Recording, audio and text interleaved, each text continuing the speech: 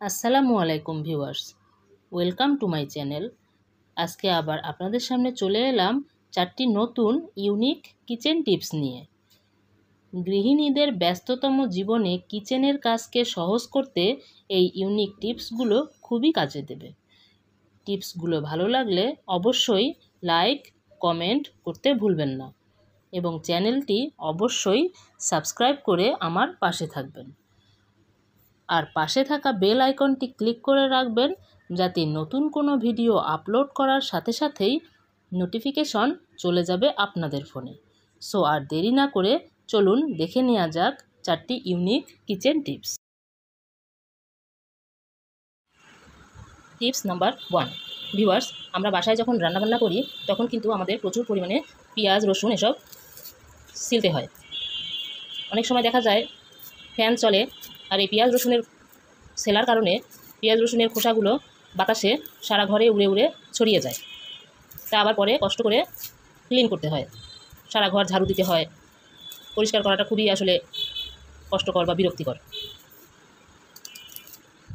এই যে দেখেন, আমি যে পেঁয়াজ রসুন ছিলছি এগুলো সব উড়ে উড়ে সারা ঘর ছড়িয়ে যাচ্ছে। কিন্তু এই খোসাগুলো যদি আমি এরকম পানিতে রাখি তাহলে কিন্তু আর সারা ঘরে ছড়িয়ে যাবে না। এরকম আপনারাও যদি পেঁয়াজ রসুনের খোসা ছাড়িয়ে তার সাথে সাথে এরকম একটা পাত্রে পানি নিয়ে পানির মধ্যে দিয়ে দেন তাহলে কিন্তু সারা ঘর আর ছড়াবে না বা কষ্টও করতে হবে না। এই যে দেখেন, অনায়াসে সব আমি খোসা ছাড়িয়ে নিচ্ছি এবং খোসাগুলো পানিতে দিয়ে দিচ্ছি।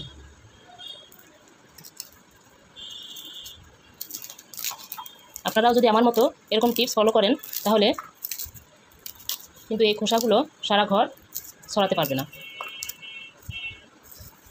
টিপসটি ভালো লাগলে ফলো করবেন এবং শেয়ার দিয়ে বন্ধুদের দেখতে সহায়তা করবেন। Tips number 2। ভিউয়ার্স, অনেক সময় দেখা যায় আমাদের ঘরে লেবু থাকে, কিছুদিন ঘরে রেখে দিলে যদি আমরা না খাই তাহলে এর গাটা কেমন হয়ে যায়, খাওয়া যায় না, একটু নষ্ট হয়ে ওঠে, তখন আমরা সেটা ফেলে দিই।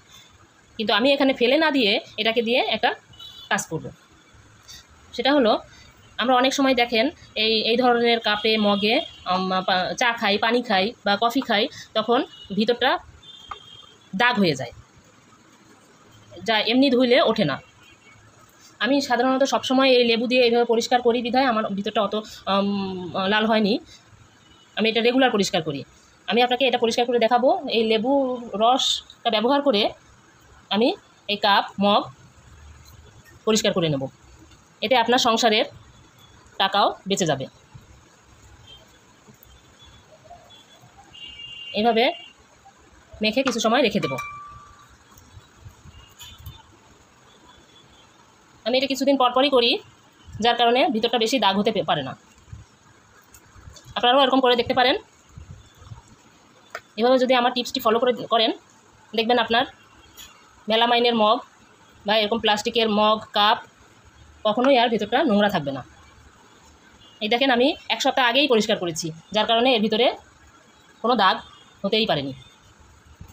আমি এভাবে রেখে দেবো কিছু সময়, 10 মিনিটের মতো রেখে দিলেই হয়ে যাবে। তারপর ওয়াশ করে ফেললেই কোনো দাগ থাকবে না।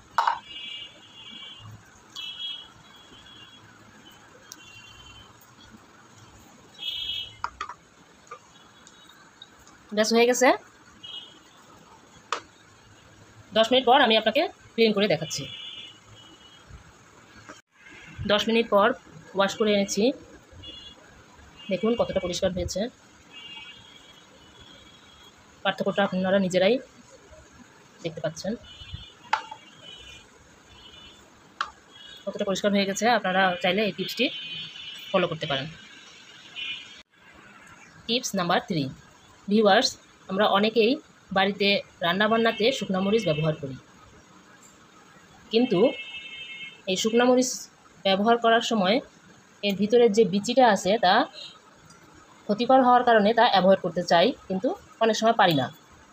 কারণ আমাদের কারো স্কিনে সমস্যা থাকে, হয়তো কারোর অ্যালার্জি বা শুকনো মরিচের এই ঝালে আমাদের হাত জ্বালা করে।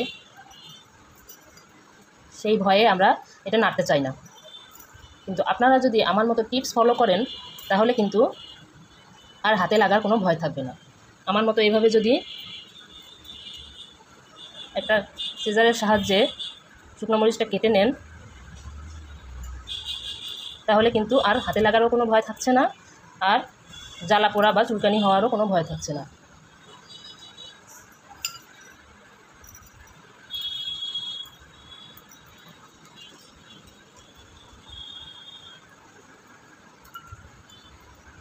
বা এভাবেও কিন্তু শুকনো মরিচটা ফেরে ভিতরের বিচিটা বের করে আলাদা করে ফেলতে পারেন। তারপরে আপনি অনায়াসে এটা কাটতে পারবেন। টিপসটি ভালো লাগলে অবশ্যই ফলো করবেন। ধন্যবাদ। Tips number 4। ভিউয়ার্স, অনেক সময় দেখা যায় এরকমের কাচের গ্লাস বা কাপ অনেক দিন ঘরে রাখা থাকলে ব্যবহার না হলে একটা কেমন দাগ পড়ে যায়। এক্ষেত্রে আমি সামান্য 1 চা চামচ পরিমাণ ভিনেগার নিয়ে একটি টিস্যুর সাহায্যে ভালো করে ঘষে ঘষে পরিষ্কার করে নিই। এভাবে আপনারাও যদি করেন অনায়াসে পরিষ্কার হয়ে যাবে।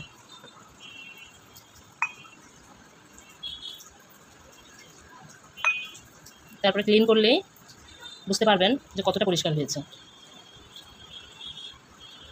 আর ঘষাঘষির ঝামেলা থাকবে না। পার্থক্যটা নিজেরাই দেখুন যে কতটা পরিষ্কার হয়েছে। এভাবে আমার মতো যদি ভিনেগার দিয়ে একটা টিস্যুর সাহায্যে পরিষ্কার করেন তাহলে অনায়াসে কিন্তু কাচের গ্লাস বা কাচের কাপ আপনারা পরিষ্কার রাখতে পারবেন। টিপসটি ভালো লাগলে আমার মতো ফলো করার চেষ্টা করবেন। ধন্যবাদ।